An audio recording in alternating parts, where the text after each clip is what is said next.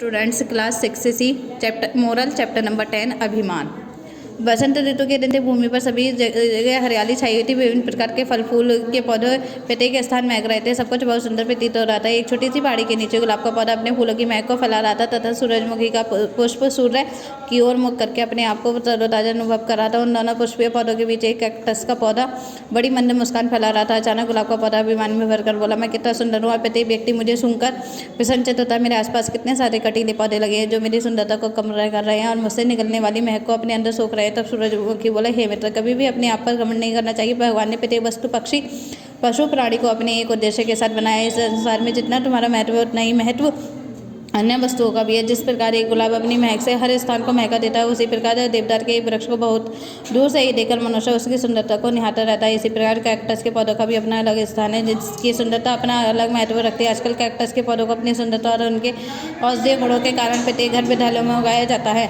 देवदार कहता है, मित्र, हमें अभिमान नहीं करना चाहिए। इस बगीचे में बहुत प्रकार के सुंदर सुंदर पौधे लगे हैं जिनके कारण यह है उस स्थान इतना सुंदर दिख रहा है। सबकी बातें सुनकर गुलाब दुखी हो गया और बोला, तुम मेरा अपमान कर रहे हो या बसूरा कैक्टस की तुलना मुझसे कर रहे हो। तुम दोनों नहीं जानते सुंदरता क्या होती है।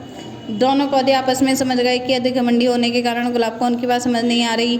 उनकी बातें सुनकर कैक्टस बहुत दुखी हो गया। वह देवदार से बोला, कोई बात नहीं मित्र, मुझे अपने बसूरत होने पर कोई भी अफसोस नहीं है। सूरजमुखी बोला, मित्र, हम सब इस पृथ्वी पर एक विशेष उद्देश्य और योग्यता के साथ आए। प्रत्येक का इस भूमि पर इतना ही महत्व है जितना किसी अन्य का है। दोनों की बातें को सुनकर कैक्टस के मुख पर हल्की सी हंसी आ गई। कुछ दिनों के पश्चात गर्मी का मौसम आ गया। गर्मी के मौसम में गुलाब की सुंदरता नष्ट होने लगी। सब पेड़ पौधे भी से व्याकुल होने लगे। एक चिड़िया बार बार आती और कैक्टस के पौधे में अपनी चोंच को थोड़ी देर के लिए डालती और फिर अपने घोंसले में चली जाती। प्रत्येक दिन यह कम चल रहा था।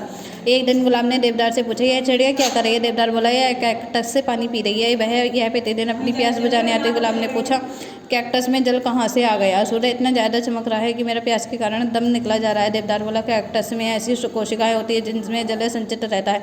अगर तुम चाहो तो कैक्टस से मदद लेकर अपनी प्यास बुझा सकते हो। गुलाब उदास हो गया और बोला, मैंने कैक्टस का अपमान किया है। मैं उससे मदद मांगूंगा तो वह मुझे अवश्य मना कर देगा। गुलाब की स्थिति पानी के कारण अत्यंत खराब होती जा रही थी। उसकी यह दशा देखकर देवदार ने कैक्टस से पानी के लिए कहा। कैक्टस गुलाब से बोला, मित्र, विपत्ति में पड़ोसी ही साथ निभाता है। तुम मेरी अपनी जड़ों को मुझ तक खींच लो, मैं तुम्हें जड़ों से पानी दे दूंगा। गुलाब ने क्षमा मांगी और जल पीकर अपनी प्यास बुझाई। इस प्रकार से सभी मिलजुल कर रहने लगे। शिक्षा जीवन के लिए सहयोग संजीवनी है।